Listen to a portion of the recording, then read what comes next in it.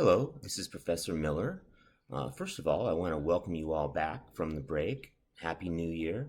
Hope you had a great time. Hope you got to spend some quality time with your families and eat lots of delicious and healthy food, and that you all stayed safe and come back rested and recharged. Um, Personally, I spent the entire time in New York. It was nice to get to spend some time with my wife and my cats, but I've mostly been reading and working on my classes and things like that. I just finished reading my Antonia for the fourth time about an hour ago, and I'm recording this video now largely by memory. I'm not using notes and I'm not doing a PowerPoint slideshow on this one. We're going to have a couple more weeks to talk about this novel, My Antonia, and theorize it and use the tools that we've been learning in this class to analyze it, interpret it, and see what we can make of this great book. But this video, I want to respond more just as a reader, more as a fan of Willa Cather, and to give you my own personal reaction to the book. I'm going to address it in a more general way. I'm going to dig into it a little bit, talk about its themes and its symbols and what I get from it, but I'm not going to use theory too much today. I'm going to save that for later. Later, we'll talk about how this book deals with the theme of Americanization and the political significance of that. We'll talk about gender in the book, about, what kind of gender assumptions Cather turns on their heels and upturns in this book by portraying such strong women, and a relatively sensitive and not terribly strong figure for the male lead, Jim Burden. There's a lot to say about this book from a historical point of view, a gender point of view, a class point of view. There have been Marxist analyses of this book. It's been read as the quintessential book of American immigration, a reading which I'm sympathetic toward. But most of all, this is a beautiful novel about love and nostalgia and about humanity's relationship to the earth and about human nature and character and a certain way of living that became prevalent in the late 19th century and continued into the 20th century in the American Midwest. The book was published in 1919, and it's set in the end of the 1800s and beginning of the 1900s, that is, the 20th century. It's sometimes considered a work of realism. I agree with that. It's a fundamentally realistic novel, but any label like that, I think, puts it in too much of a box. This novel is bigger than any of the labels we use for it. The book's also been reduced to the title of a regional novel. A regional novel is a novel whose value is in the particular depiction of a region that it brings to life. Well, that's all well and good, and certainly this book does bring to life how people lived in Nebraska and the Midwest during this time. But this book is much more than a regional novel, much more than a slice of life or just a depiction of how it was back then. This is a major accomplishment in literature, a complex, richly tapestried book that gets at some of the most important themes that literature can get at. I place Cather's greatness on the same level as the greatest novelists who have ever lived. I think Cather is just absolutely one of the most important, beautiful, and memorable writers that this country has contributed to world culture. I put Cather up there with writers like William Faulkner, Herman Melville, Toni Morrison. It's as good as it gets. That's my opinion of it. I share Wallace Stevens, the poet Wallace Stevens' view of the book, that she's as good as it gets, and that her simplicity is deceptive and belies a rich complexity that rewards interpretation and attention. That's why we're here today. So let's dig in just a little bit more into this book, which is on the one hand a kind of extended song of praise for a way of life now vanished, the way of life of the prairie pioneers and how they made a living and tilled the soil and made America what it is. On the other hand, this book has a lot of complicated points to make about Americans, their problems, their hang-ups, their triumphs.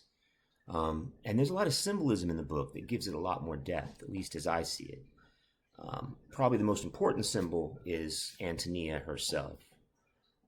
for example, in the final chapter of the book, pause this now if you haven't finished the book, okay? Because I'm going to give it away. So, spoiler alert, right?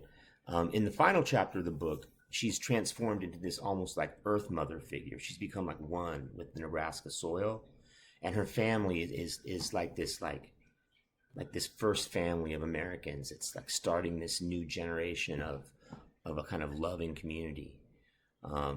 She's like so close to the earth in the final chapter that she doesn't even leave her farm anymore. And that part of the book, its theme of the power of the natural world to rejuvenate the spirit and purify the soul, comes to life in that final chapter. And its triumphant depiction of the Kuzak boys, that's the final section's title, who are, of course, Antonia's children along with her husband. But they're really Antonia's children. One gets the impression reading that final chapter that it's her spirit that has left its mark on their characters. And while they have little aspects of different people that they either inherited genetically or just learned through experience, it's her loving, powerful spirit that shines through and animates that family. And that's why it's such a, I think, just gorgeous and rare, uplifting ending. I say rare because so many of the greatest books of literature have depressing endings, have dark endings. It seems like it's easier for great writers to write, heartbreaking tragedies than it is for great writers to write books that have uplifting and loving endings like this one. Now, mind you, the book's ending is also bittersweet. It's a book about unrequited love. The last time I read the book, I cried in the last chapter, and I wept because of what could have been. And I saw the book through the lens of Jim's inability to love her and to propose to her and to marry her. And I thought that's what the book wanted to be about, was about his failure as a human being to not capitalize on, that's the wrong word, to act on and to bring to life and to bring to blossom the love in his heart for her that was so pure and beautiful and strong.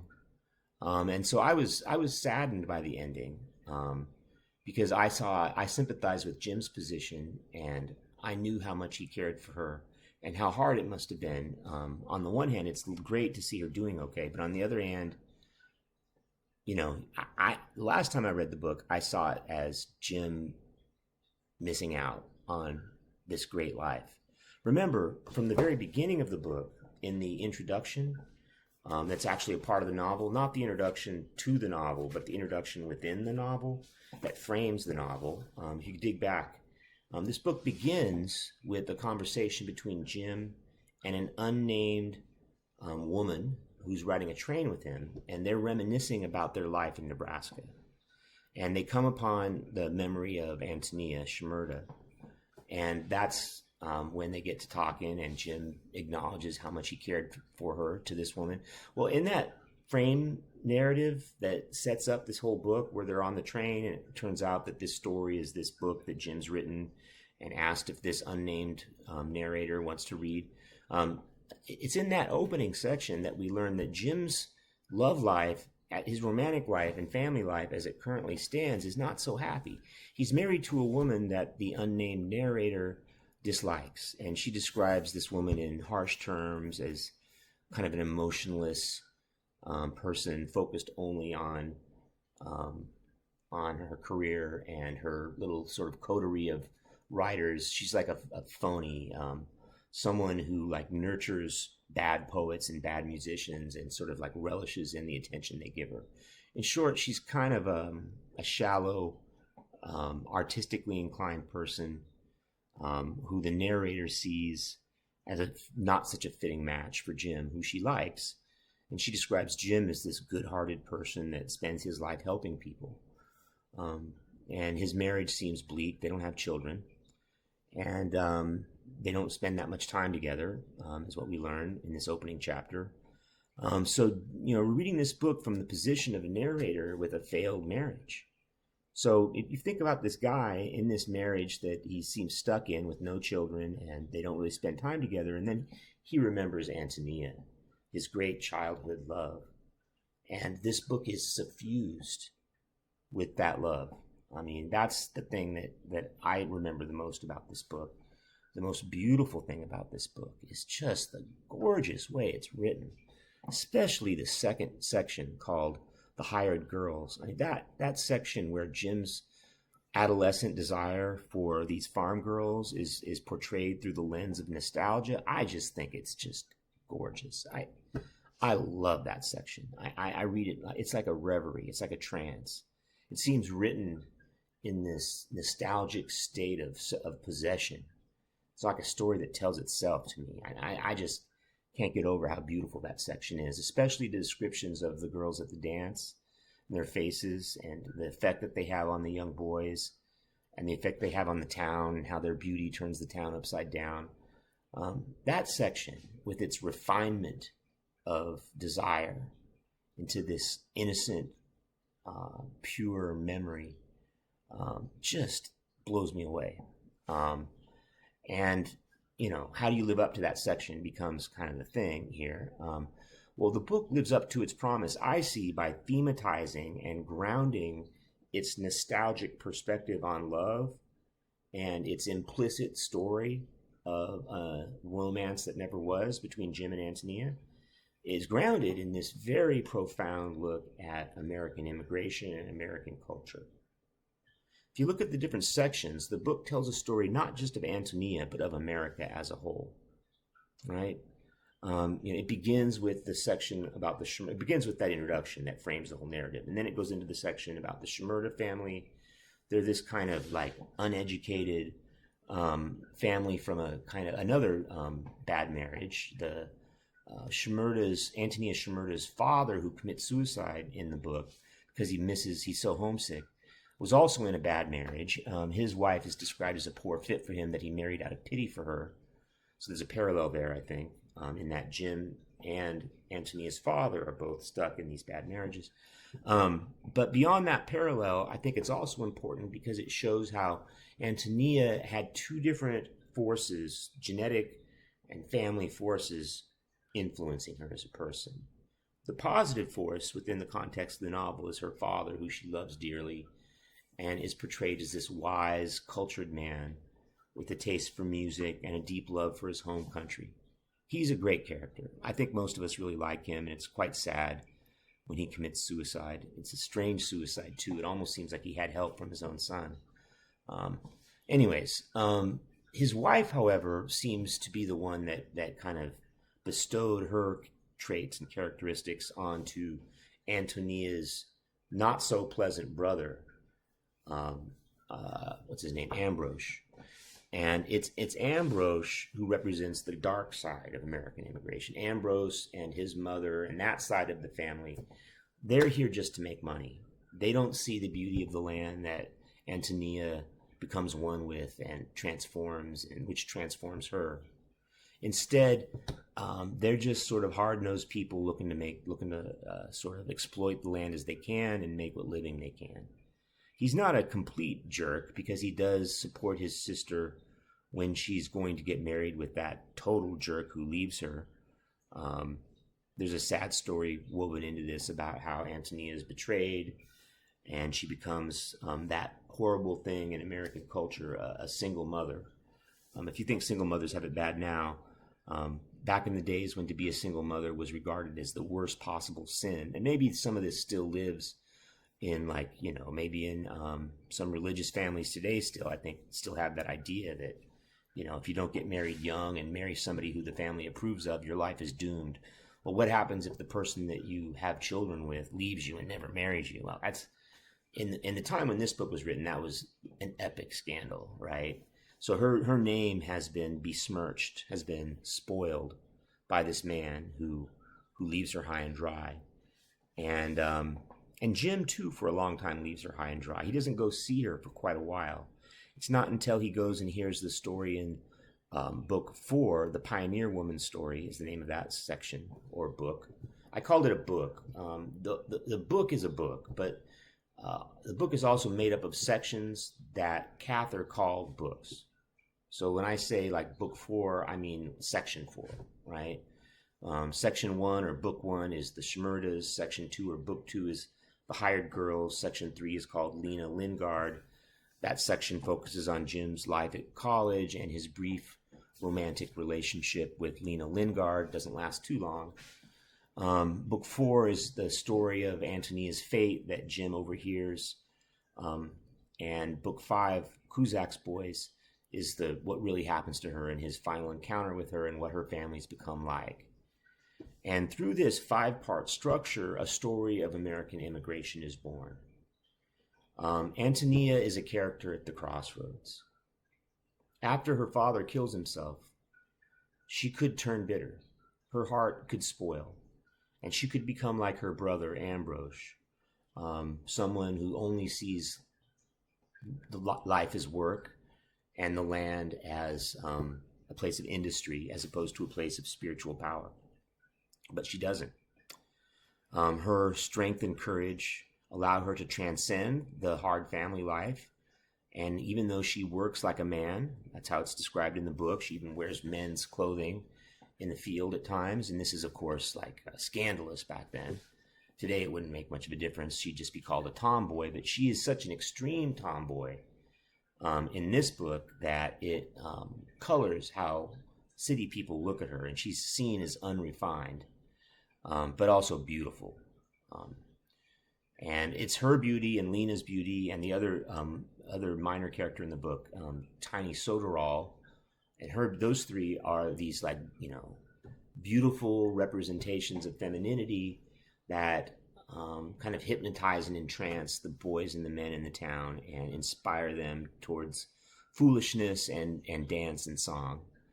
And it's the fate of those three female characters together which tells the story that Cather has to tell about America and the immigrants that it's nurtured and abused and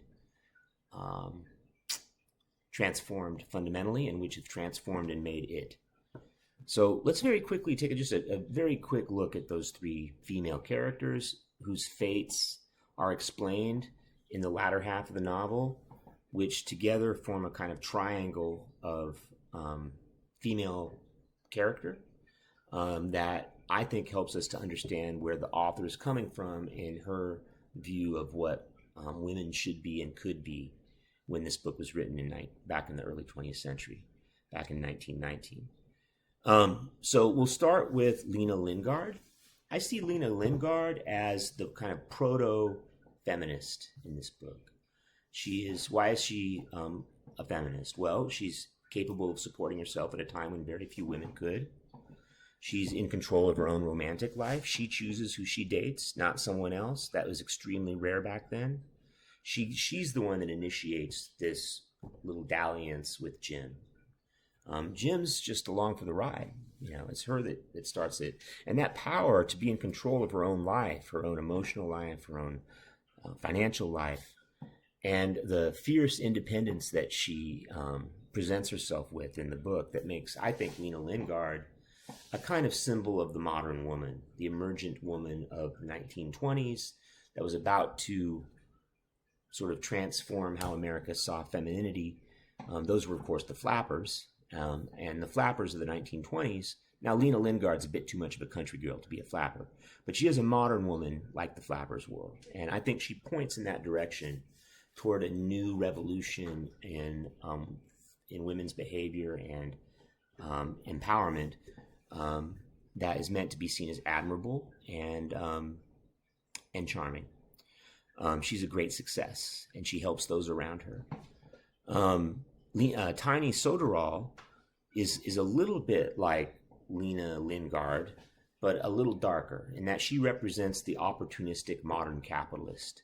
She's a gold digger, literally, in that she lives around people who are caught up in the great gold rush of the early 20th century. Gold was discovered in California and then in Alaska. This is a real story, of course. You may remember this from your high school or college history class. And Lena goes along for the ride on this gold rush and makes money off the gold diggers. She basically creates a kind of like flop house for them, or a hotel where they live while they're working, and she gets rich off of their generosity. They pay her in gold, and they admire her so much for helping them get by that she becomes rich herself. She later has Lena come live with her, and they become kind of a duo in San Francisco, where they're kind of like carrying forth the values of Nebraska in this urban environment and making it good, making good on their lives and becoming successful. Antonia's fate, at first blush, seems much more tragic in comparison to the especially positive fate of Lena Lingard and the kind of positive fate of Tiny Soderall. Tiny's problem is that even though she's become rich and famous and successful, she's also become hardened. There's a sentence in that section about her where she's described as having little interest except money. She tells Jim that all she can think about is money and that life to her is making money. And that's where we realize that a little bit of her soul has been lost. As she became this sort of capitalist, she hardened into a cold person that doesn't have the rich life, the rich emotional and imaginative life that Antonia has. Antonia is the emotional corner of that triangle.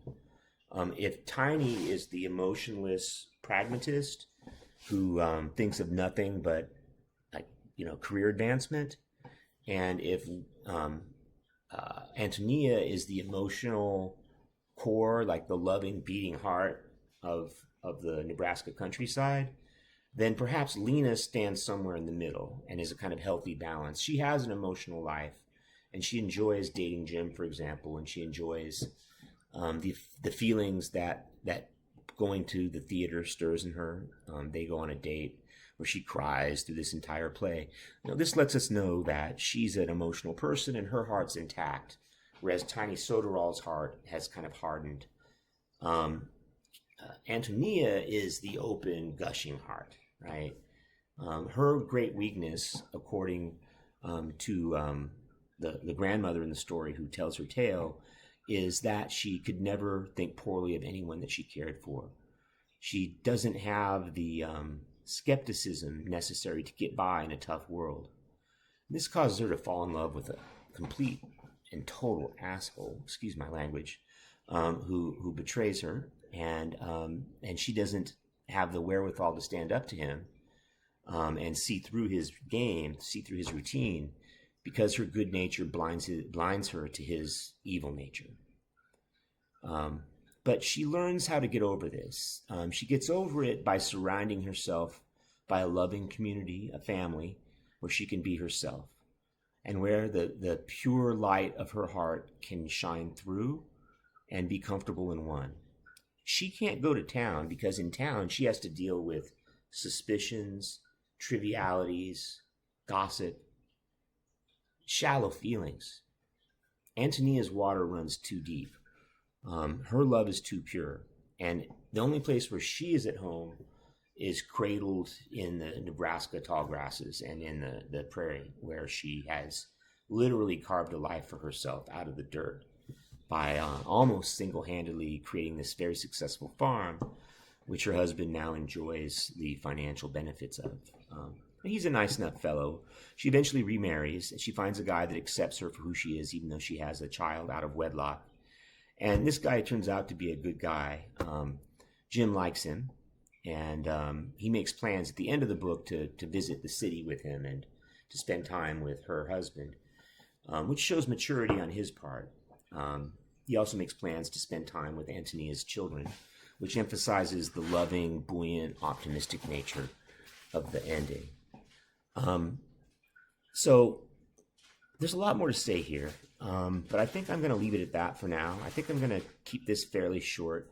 I wanted this video to more just be about my personal reaction, just as a human being. We're going to talk about this book much more neutrally, and we're going to use theory to really get deep into this book. We're going to look at it in some ways that you probably would never have thought of when you read it by yourself. And there's plenty of time for that. But for now, I hope this video has conveyed to you some of why I love this book, some of what makes it a great work of art. Theory is helpful. I use theory in my writing, and I think theory can make better critical thinkers of all of us. But the danger of theory is that sometimes we overlook the greatness of art. Sometimes theory demystifies art so much that the magic goes out of it. And I don't want to be that kind of teacher. I don't want to be an English teacher who teaches books from any place but a position of love and generosity and passion. And I do love this book, and I hope that's come through today. I hope some of why I love it's come through. And I hope also I've begun to indicate some different paths into the book through which you can read it more deeply and richly. All right, I'm going to leave it at that, and I'll see you all soon for our next Zoom meeting. Take care, and happy reading.